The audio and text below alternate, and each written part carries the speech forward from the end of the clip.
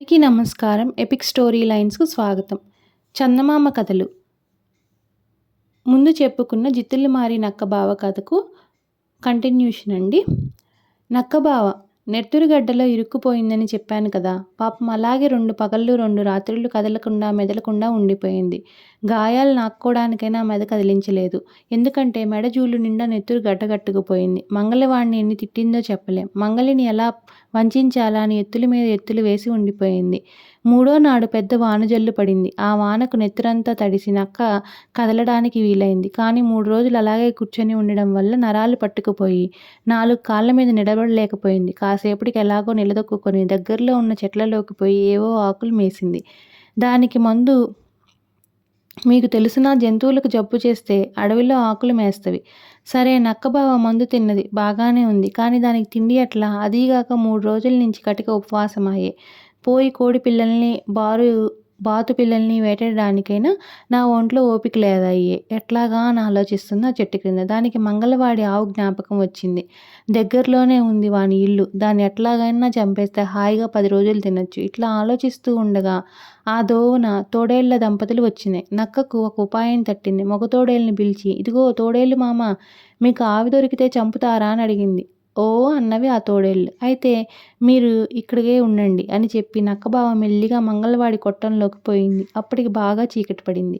మంగళ ఇంట్లో ఉన్న అన్నం తింటున్నాడు. కొట్టంలో ఎవ్వరూ లేరు. మెల్లిగా ఆవు తాడు కొరికి దొడ్డిదోవుని ఆవును తీసుకొచ్చింది. తోడేళ్ళు ఆవు కోసం చెట్టు వెనకాల దాక్కుని ఉన్నాయి. ఆవుని చూడగానే వెనకాలగా వచ్చి పైన బడి చంపి పారేసినాయి. ఈ లోపల మంగలి అన్నం తిని ఆవుకు మేత వేసి పోదామని కొట్టంలోకి వచ్చాడు. ఆవు లేదు. పాపం గాబరాపడి ఇరుగు పొరుగు వాళ్ళని పిలిచి కాగడాలు నూనె బుడ్లు చేతపట్టుకొని వెతుక్కుంటూ తోడేళ్ల దగ్గరికి వచ్చారు. తోడేళ్ళు మనుషుల్ని చూడగానే పారిపోయినాయి. నక్కబావ అంతకు ముందే వాళ్ళని చూచి గుబురులో దాక్కున్నాడు. చచ్చిపోయిన ఆవును చూచేసరికి పాపం మంగలికి ఏడుపు వచ్చింది. ఏం చేస్తాడు? ఇంటికొచ్చి పెళ్ళాంతో తోడేళ్లే ఈ పని చేసినాయి అని చెప్పాడు. నక్కబావ మీద వాళ్ళకి కాస్త కూడా అనుమానం రాలేదు. మర్నాడు ఉదయాన్నే తోలైనా అమ్ముకుందామని మంగలి మాదిగ వాళ్ళతో పోయి చెప్పాడు. మాదిగ వాళ్ళు మాకిప్పుడు చేలల్లో పనులున్నాయి, తీరిక లేదని చెప్పారు. పాపం ఆ మంగలి ఏం చేస్తాడు? ఆవును అలాగే వదిలిపెట్టి ఊరుకున్నాడు. ఈ లోపల నక్క ఏం చేశాడు? ఆవు కడుపుకు బెజ్జం పెట్టి రోజు రాత్రిళ్ళొచ్చి తినడం మొదలుపెట్టాడు. 3 రోజులైంది. తర్వాత కడుపు బాగా ఖాళీ అయింది. నక్క బాగా మళ్ళీ అక్కడికక్కడ తిరగడం కని పగలంతా కూడా ఆవు కడుపులోనే ఉండి ఆకలైనప్పుడల్లా తినడం మొదలుపెట్టాడు. ఇట్లా 4 రోజులయ్యేసరికి మాంసం అయిపోయింది. ఇక నక్కబావ బయటికి పోదామనుకున్నాడు. కానీ ఆవు తోలు ఎండకి ఎండి బెజ్జం బాగా బిగుసుకుపోయింది. నక్క పాపం జావ ఏం చేస్తుంది?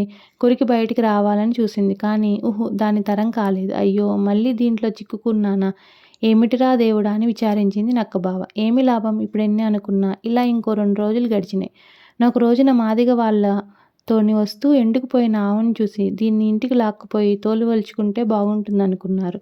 అనుకుని కొమ్ములు పట్టుకొని ఈడ్చుకుపోయారు. నక్కకి ఇది చూచేసరికి పై ప్రాణాలు పైనే పోయినాయి. కానీ దానికి చప్పున ఒక ఉపాయం వచ్చింది. ఎవర్రా మీరు? మీకు మదమెక్కిందా? నేనెవరనుకున్నారు? ఈ ఊరు గ్రామదేవతను. నాకు కోపం తెప్పిస్తారా? మీ ఊరు నాశనం చేయబోతున్నాను. రేపు సాయంత్రం లోపల 100 బిందెల నీళ్లతోనూ 1 కోడిపుంజుతోనూ వచ్చి నీళ్లలో నన్ను అభిషేకం చేసి కోడిపుంజుని నాకు బలి ఇవ్వకపోతే మీ ఊరు గత్తెర తెస్తాను అని బిగ్గరగా అరిచింది నక్కబావ. పాపం ఈ మాటలు వినేసరికి వాళ్ళకి భయం వేసింది. వాళ్ళు ఆవును వదిలి ఊర్లోకి పరిగెత్తి మునుసుబుతోనూ కరణాలతోనూ ఈ సంగతి చెప్పారు. వాళ్ళందరూ ఆవు దగ్గరికి వచ్చి దేవరకు దండం పెట్టి, అమ్మా తల్లి గంగానమ్మ, మా వల్ల తప్పేందమ్మా అని అడిగారు. మీ వల్ల కాదు, మీ మంగలివాడి వల్ల. వాడు ఆవుని చంపాడు. ఆ పాపమంతా మీ ఊరికి చుట్టుకుంది.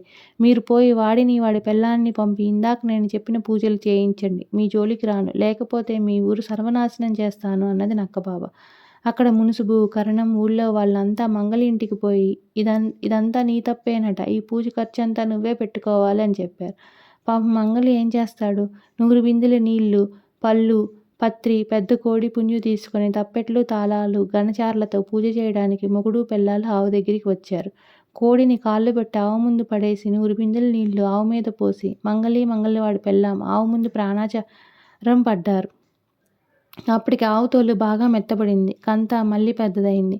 నక్క ఒక్క ఉదుటున ఆవు కడుపులో నుంచి బయటికి దూకి కోడిపుంజుని నోట కరుచుకొని ఒకటే పరుగు. పాపం నక్క తంతు తెలియగానే మంగలి మీద ఊళ్ళో వాళ్ళకి జాలి వేసింది. తలా కాస్త తప్పించి ఇంకొక ఆవుని కొనుక్కోమన్నారు. నక్క బావ ఇవాళ బాగా హుషారుగా ఉన్నాడు. వారం రోజుల నుంచి ఆవు మాంసం దొరకడం వల్ల కొంచెం పుంజుకున్నాడు. పైగా ఇవాళ కోడిపుంజు దొరికింది. మళ్ళీ మామూలు బరిలోకి పోయి పడుకొని, మంగలి జాగ్రత్త, నిన్నింతటితో వదులుతాననుకున్నావా ఏమిటి అని బెదిరించింది. పాపం మంగళ అక్కడ లేడుగా, వినటానికి హాయిగా ఇంట్లో పడుకొని నిద్రపోతున్నాడు. చూద్దాం ఈ మాట నక్క మళ్ళీ ఏం చేస్తుందో.